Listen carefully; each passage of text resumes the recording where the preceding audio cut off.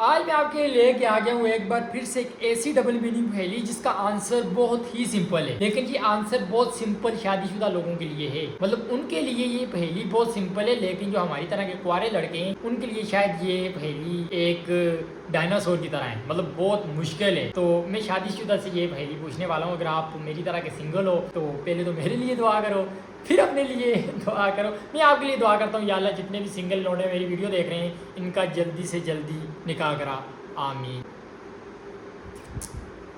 ए रहा नहीं जाता, तड़प ही ऐसी है ना। नहीं सुके इतना सुकून और आपने मेरे लिए भी दुआ करनी है। तो पहेली आपको बताता हूँ बिना टाइम वेस्ट किए, और वो पहेली आज की ये है, और ये शादीशुदा लोगों के लिए पहेली है क्योंकि उनको इसका आंसर एक मतलब ये पहेली सुनते ही उनके माइंड में आ जाएगा। और आए जो सबसे पहले आंसर आए वही कमेंट में लिखना है शादीशुदा लोगों। तो पहेली आपसे पूछ लेता हूँ, वो पहेली ये है कि वो क्या चीज़ें जो शादी से पहले लड़की की होती है लेकिन शादी के बाद लड़के का होता है। मतलब वो क्या है जो शादी से पहले लड़की का होता है लेकिन शादी के बाद लड़के का होता है। मतलब क्या होगा इस पहेली का आंसर? मुझे तो यार जब मैंने सोचा और मैंने कहा चीटिंग किए बगैर इसके बारे में सोचा जाए तो मेरे माइंड में तो ऐसे ऐसे क्वेश्चन ऐसे ऐसे ख्याल है, मैं आपको बता नहीं सकता क्योंकि मेरा माइंड एक तो मतलब नोटी अमेरिका की तरफ चला जाता है। अब मैं क्या आपको बताऊं। और बड़ा हरामी हो बेटा।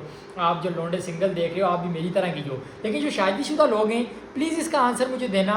और मैं देखना चाहता हूँ यार शादीशुदा लोग इसका आंसर क्या देते हैं। लेकिन अगर आप मेरा आंसर जानना चाहोगे उसके लिए आपको कमेंट करना पड़ेगा और कमेंट में मुझसे पूछना पड़ेगा कि सर जी इसका सही आंसर क्या है जो आप सोच रहे हो। तो मैं आपको इसका आंसर आपके कमेंट पे 1 घंटे के अंदर अंदर रिप्लाई करके दे दूंगा। लेकिन अगर आपको इसका आंसर आता है और आपको लगता है जो आपने आंसर देना है वही सही है तो प्लीज़ कमेंट में लिख दो वो आंसर, ताकि मैं भी जान सकूँ कि आपने क्या आंसर लिखा है।